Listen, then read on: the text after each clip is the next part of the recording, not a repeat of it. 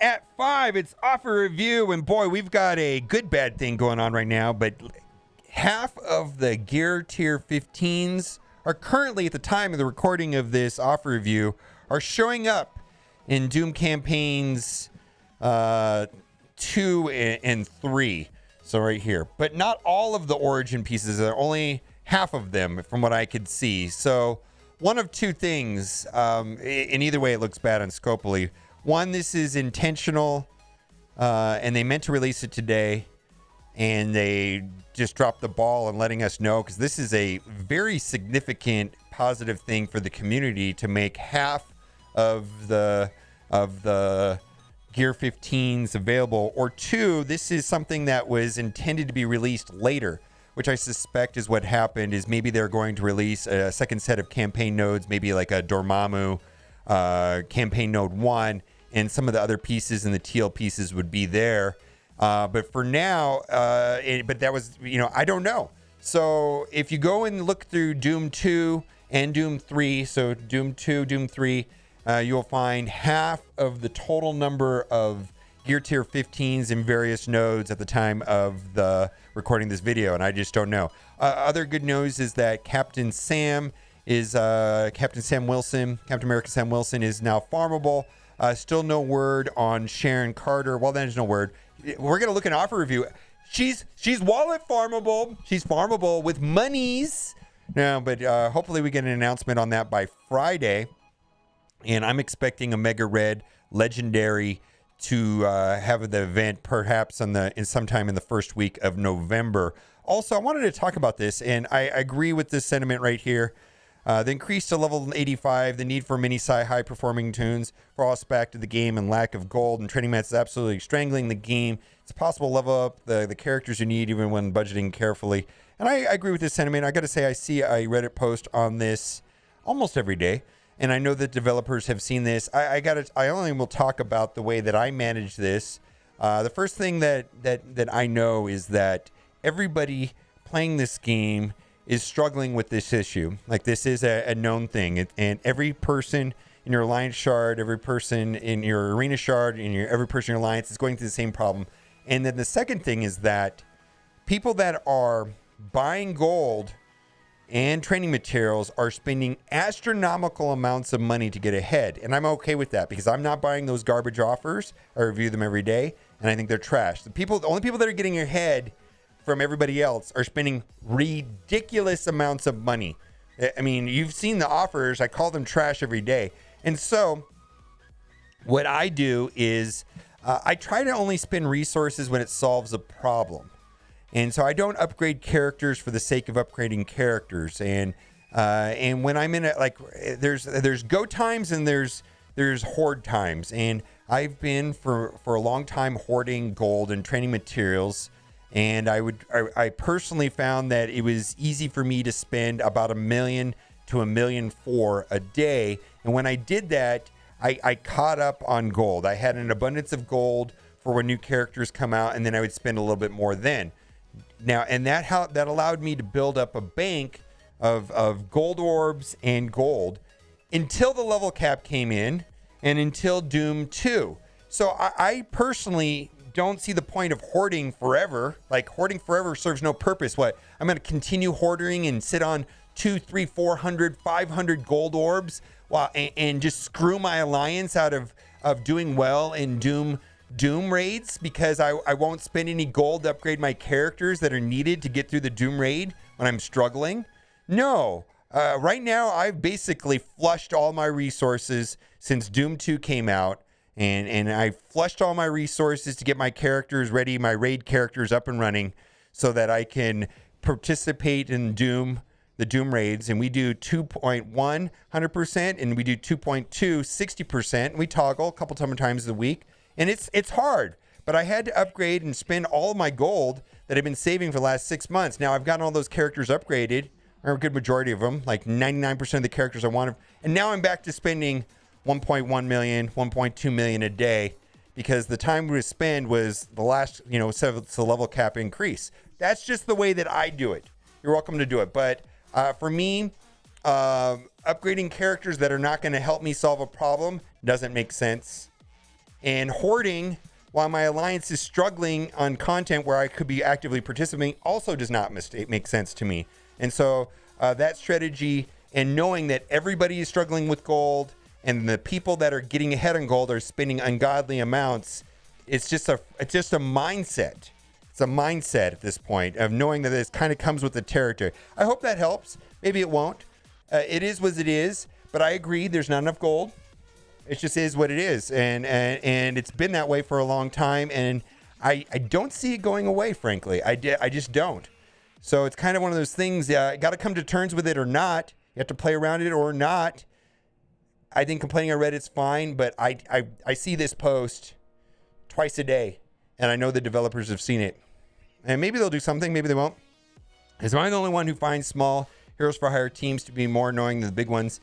And I think this person, for me, it's frustrating, in war when you have all the war bows to take in your very large powered Infinity Watch against Heroes for Hire. What I'm hoping is that here in the intermediate term or the near term after Omega Raid, I'll be able to limp in with a kind of weaker, Omega Red team and take out these smaller Heroes for Hires if I need to.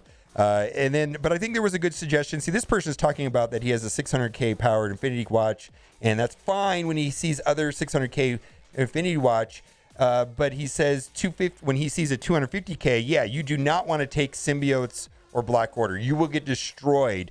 A 200K Heroes for Hire team, they take so many turns. They can wipe out teams 2 or 3 times bigger. I think that there was a good suggestion down here. Basically, Black Bolt, Silver Surfer, Kestrel, Yo-Yo, basically what we call legendary soup, even though these aren't technically legendary characters. Silver Surfer is, or Black Bolt is, but Silver Surfer is. But this type of team can punch down drastically against Infinity Watch or Heroes for Hire. But until Omega Red comes out and we can do that team, we're kind of stuck with either using Infinity Watch or massive punch downs. I got to say, the punch downs stop working when the Heroes for Hire team gets up there at some point, and then even a much bigger team can't handle it. I pretty much currently only use Infinity Watch for Heroes for Hire, and it just feels bad when you see a small one. I don't know, I just kind of suck it up and do it.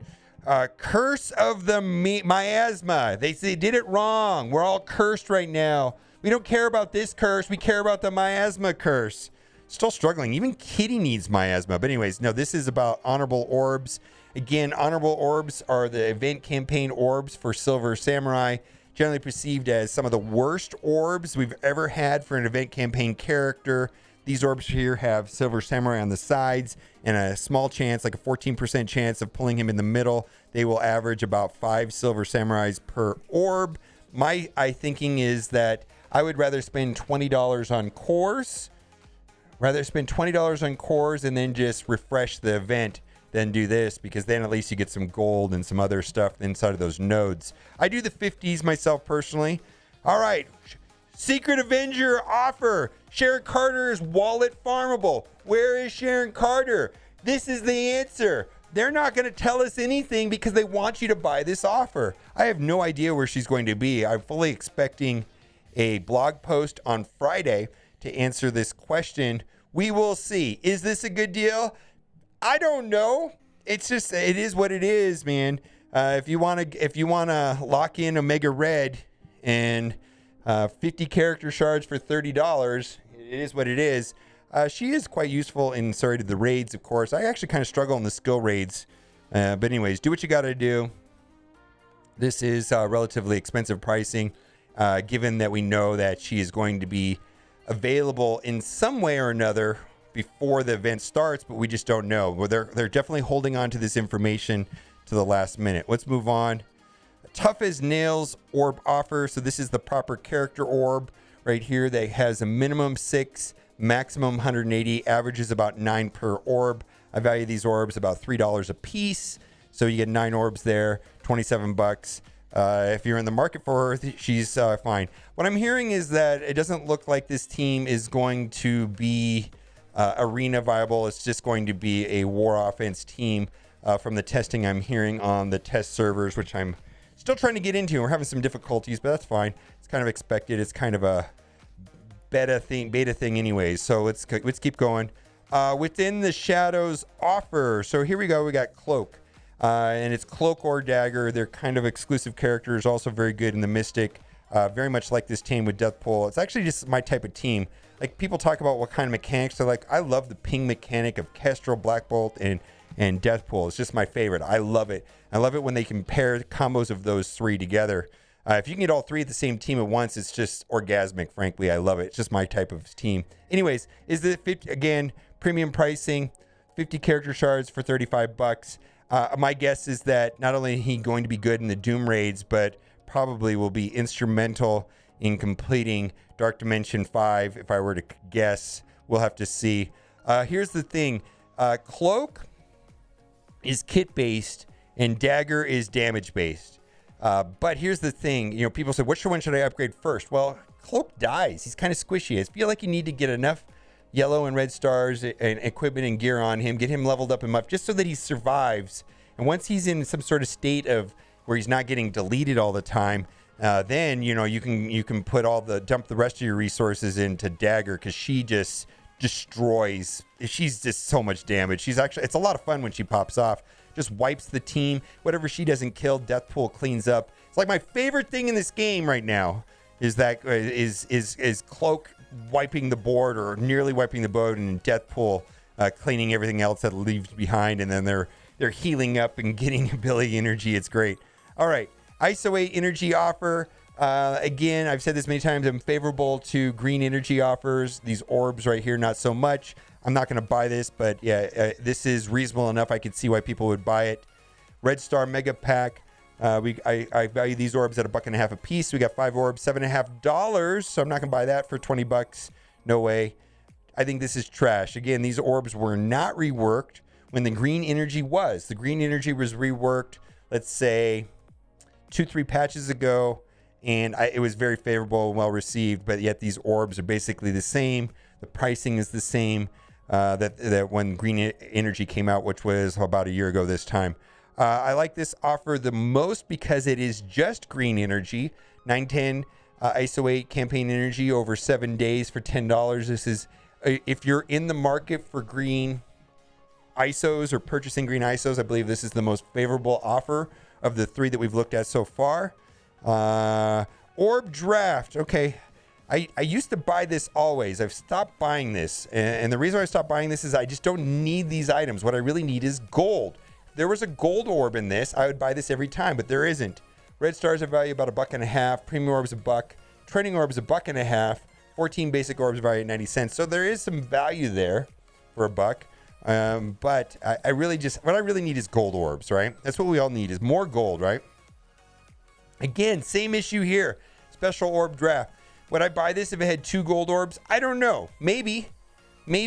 But I value these at $2 a piece. And the reason why I don't buy this is I don't want to spend $3 on a single gold orb. That would be a bad deal. Now, 2 training orbs, yeah, that's worth $3. 3 premium orbs, maybe worth $3. So yeah, if there was like maybe 2 gold orbs here, maybe I would have some thoughts about this and as being in some kind of value. But no. Legacy 1, my understanding is that there's T2s in these. Check out the orbs. I think there's T2s in there. Last time I looked at the contract, I know there's gold and purple gear in there. And then this is just year 1 characters. Now, some year 1 characters have been reworked and they have some value. That would be like Nebula and Night Nurse. But I personally only value these orbs at, let's say, 25 cents a piece. Veteran players will have little to no value in this because over time, pretty much all the first year characters, most veteran players have maxed out. So not a lot of value there for that. Gold orb bundle, trash. Value these at $2. That's a blitz orb. That's 10 cents. I don't know. So maybe you got $2.50 value there for $5. Not a lot of value. Let's move on. And again, I was talking about this earlier at the beginning of the video. They're super stingy with gold. Everybody is struggling with gold.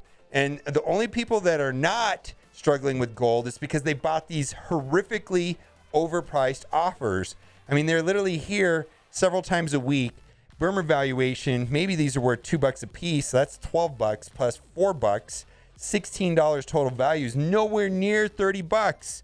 Anyways, please understand, people that have all their characters at level 85 and are not struggling with gold spend outrageous amounts of money that I'm personally not willing to even come close to touching. I think 99.9% of the player base is struggling with gold together. We all struggling.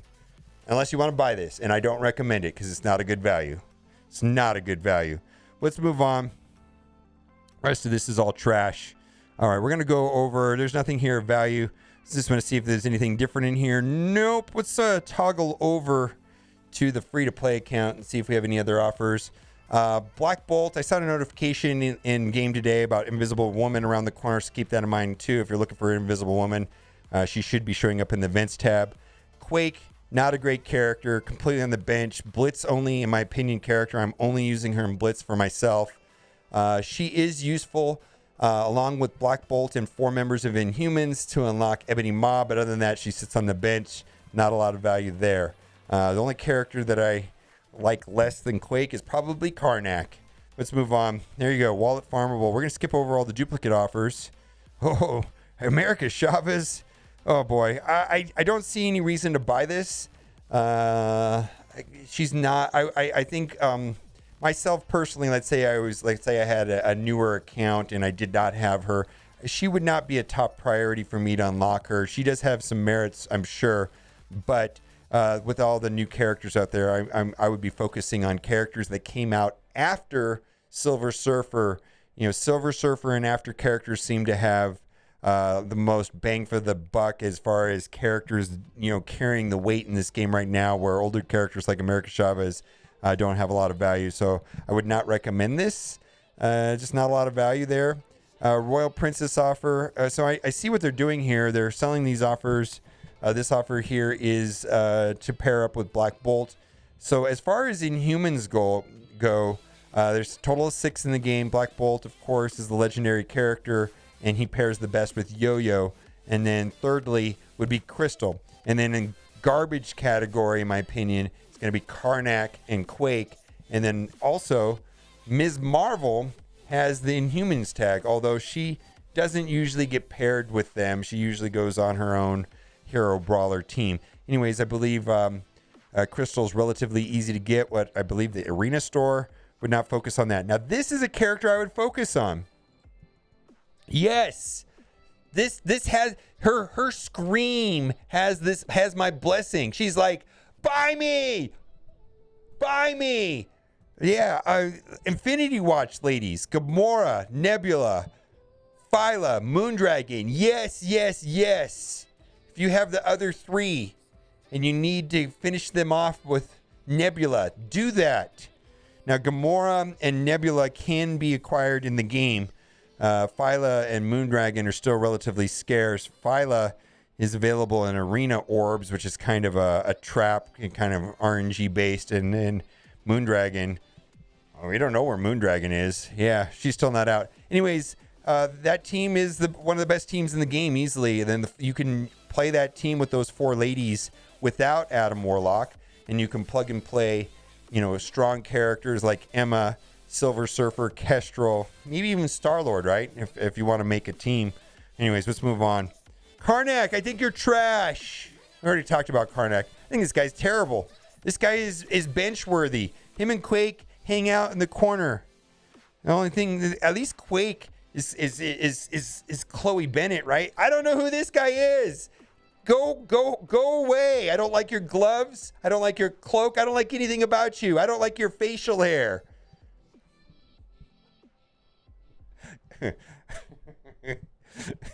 Anyways, let's move on. Let's see if there's anything else worth talking about in here. I think we've reviewed all of these orbs here. I think that'll do it. I don't know what's going on with this right here. Hopefully we get some information on whether or not this is going to be a permanent thing. I hope it is. It could be an error. I don't know. We'll find out here shortly. All right, guys. Thanks for watching. Keep on gaming. Bye.